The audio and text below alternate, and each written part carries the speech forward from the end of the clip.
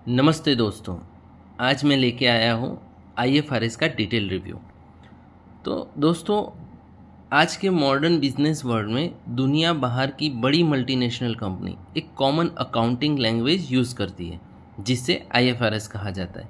लेकिन ये IFRS exactly क्या है, इसकी ज़रूरत क्यों पड़ी, एएस और आईएफआरएस में डिफरेंस क्या है और कंपनी आईएफआरएस को फॉलो क्यों करती है, आज के वीडियो में हम आईएफआरएस को डिटेल में सिंपल हिंदी लैंग्वेज में समझेंगे। अगर आप सीए, सीएमए, बीकॉम, एमबीए या फाइनेंस फील्ड में इंटरेस्ट रखते हो तो ये वीडियो आपके लिए बहुत यूज़फुल होने वाली है। तो चलिए शुरू करते हैं। तो सबसे पहले समझते हैं आईएफआरएस क्या है। तो आईएफआरएस का फुल फॉर्म है इंटरनेशनल फाइनेंस रिपोर्टिंग स्टैंडर्ड। ये एक इंटरनेशनल अकाउंटिंग फ्रेमवर्क है जो कंपनीज को गाइड करती है कि फाइनेंशियल स्टेटमेंट कैसे प्रिपेयर करते हैं। सिंपल लैंग्वेज में कहें तो आईएफआरएस एक ग्लोबल अकाउंटिंग लैंग्वेज है जिससे investor, companies, bank, auditor, governments financial reports को इजीली समझ सकते हैं। आईएफआरएस को आईएएसबी यानी international accounting standard board issue करता है। अब आईएसबी एक इंटरनेशनल ऑर्गेनाइजेशन है जो अकाउंटिंग स्टैंडर्ड को डेवलप करती है। तो फाइनेंशियल स्टेटमेंट क्या होता है? फाइनेंशियल स्टेटमेंट कंपनी की फाइनेंशियल पोजीशन को, mainly profit loss, assets, liabilities, cash flow को शो किया जाता है। फाइनेंशियल स्टेटमेंट का मेन पार्ट होता है बैलेंस शीट, कि कंपनी की एसेट और लायबिलिटी को शो करती है। दूसरा profit and loss statement company के प्रॉफिट या लॉस शो करती है। और तीसरा होता है कैश फ्लो स्टेटमेंट जो कंपनी में कैश के इनफ्लो और आउटफ्लो शो करती है। चौथा पार्ट होता है नोट्स टू अकाउंट्स जो एडिशनल फाइनेंशियल इंफॉर्मेशन प्रोवाइड करती है।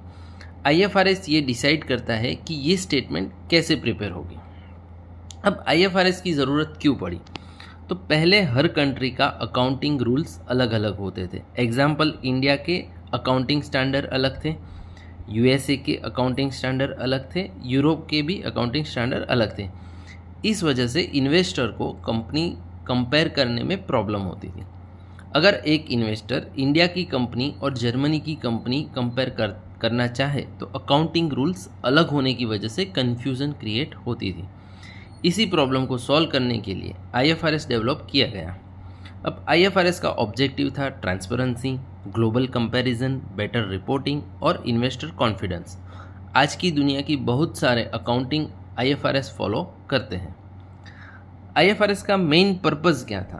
तो आईएफआरएस का मेन पर्पस फाइनेंशियल रिपोर्टिंग को ट्रांसपेरेंट, अंडरस्टैंडेबल, कंपेरेबल और रिलायबल बनाए रखना था। अगर company same accounting standard follow करे तो इन्वेस्टर इजीली कंपनी की फाइनेंशियल परफॉर्मेंस कंपेयर कर सकती है। इससे इन्वेस्टर को कॉन्फिडेंस मिलता है, फॉरेन इन्वेस्टर इंक्रीज होते हैं और कंपनी की क्रेडिबिलिटी इम्प्रूव होती है। तो आईएफआरएस के बेनिफिट्स क्या हैं? तो ग्लोबल कंपैरिजन, तो डिफरेंट कंट्री की कंपनीज को कंपेयर करना इजी हो जाता है। इससे आपको बेटर ट्रांसपेरेंसी मिलती है, फाइनेंशियल रिपोर्टिंग ज़्यादा क्लियर और ट्रांसपेरेंट हो जाता है। इन्वेस्टर को कॉन्फिडेंस मिलता है, इन्वेस्टर कंपनी की एक्चुअल फाइनेंशियल पोजीशन को बेटर समझ पाती है। और एक फ़ायदा इंटरनेशनल इन्वेस्टमेंट, तो फॉरेन इन्वेस्टर को कंपनीज में इन्वेस्ट करने में इजी होता है। और सबसे अहम फ़ायदा होता है बेटर डिसीजन मेकिंग, तो मैनेजमेंट और इन्वेस्टर बेटर फाइनेंशियल डिसीजन इससे ले सकते हैं। तो आईएफआरएस इम्प्लीमेंट करना इजी नहीं होता, कंपनीज को कई चैलेंज फेस करने पड़ते हैं। कॉम्प्लेक्स स्टैंडर्ड, कुछ आईएफआरएस स्टैंडर्ड बहुत ही टेक्निकल और डिफ़िकल्ट होते हैं। ट्रेनिंग कॉस्ट, एम्प्लॉयज़ और अकाउंटिंग को ट्रेनिंग देनी पड़ती है। सॉफ्टवेयर चेंजेस, अकाउंटिंग सिस्टम और ईआरपी सॉफ्टवेयर अपडेट करना पड़ता है। और हायर कंप्लायंस कॉस्ट और इम्प्लीमेंटेशन में एडिशनल कॉस्ट आती है। अब जानते हैं टोटल कितने आईएफआरएस होते हैं। करंटली 18 आईएफआरएस स्टैंडर्ड है और कई एएस स्टैंडर्ड भी यूज़ होते हैं। आईएएस का फुल फॉर्म क्या है? International accounting standard. अब एएस एक पुराना स्टैंडर्ड है जो पहले इश्यू हुआ था, बाद में नए अपडेट स्टैंडर्ड आईएफआरएस नाम से इश्यू होने लगा। दोनों मिलकर अप्रॉक्सीमेटली 40 से ज़्यादा अकाउंटिंग स्टैंडर्ड होते हैं। अब जानते हैं एएस और आईएफआरएस में डिफरेंस क्या है।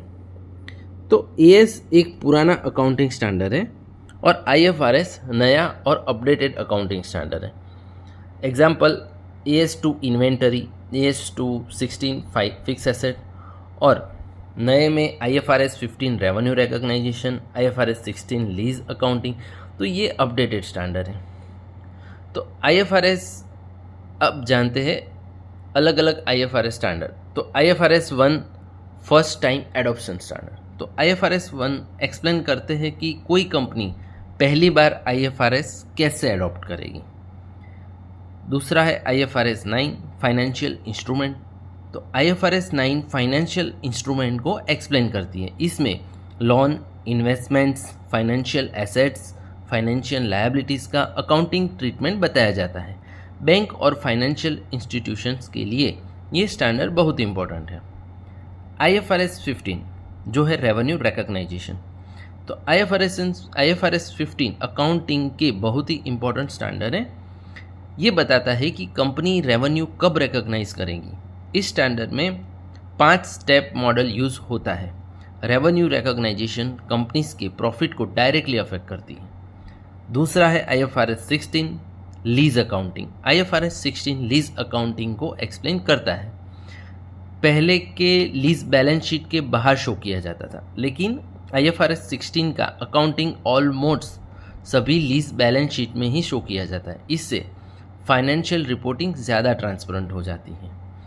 अब आते हैं AS स्टैंडर्ड। तो AS1 जो प्रेजेंटेशन और फाइनेंशियल स्टेटमेंट में एक्सप्लेन किया जाता है। AS2 इन्वेंट्री वैल्यूएशन को एक्सप्लेन करता है। AS7 जो कैश फ्लो स्टेटमेंट को एक्सप्लेन करता है। AS16 जो प्रॉपर्टी, प्लांट एंड इक्विपमेंट यानी फिक्स एसेट को एक्सप्लेन करता है। और AS39 जो इंटेंजिबल एसेट जैसे सॉफ्टवेयर और पैटर्न को एक्सप्लेन करता है। तो इंडिया डायरेक्टली IFRS यूज़ नहीं करती। इंडिया में इंडियन AS यूज़ होता है और Indian AS basically IFRS based accounting standard है जो इंडियन रिक्वायरमेंट के अकॉर्डिंग मॉडिफाई किया गया है। लार्ज लिस्ट कंपनीज इंडिया में इंडियन AS फॉलो करती हैं। तो IFRS स्पेशली इम्पोर्टेंट इसीलिए है कि multinational company, listed company, bank, insurance company और इंटरनेशनल इन्वेस्टर के लिए IFRS यूज़फुल है। अब कैरियर बेनिफिट में IFRS कैसे यूज़फुल होता है। अगर आप अकाउंटिंग या फाइनेंशियल फील्ड में कैरियर बनाना चाहते हैं तो IFRS नॉलेज बहुत ही इम्पोर्टेंट है। IFRS नॉलेज से बेटर जॉब अपॉर्चुनिटी आपको मिलती है। इंटरनेशनल कंपनीज में जॉब मिल सकती है, सैलरी ग्रोथ इम्प्रूव होती है और ग्लोबल अकाउंटिंग नॉलेज मिलती है।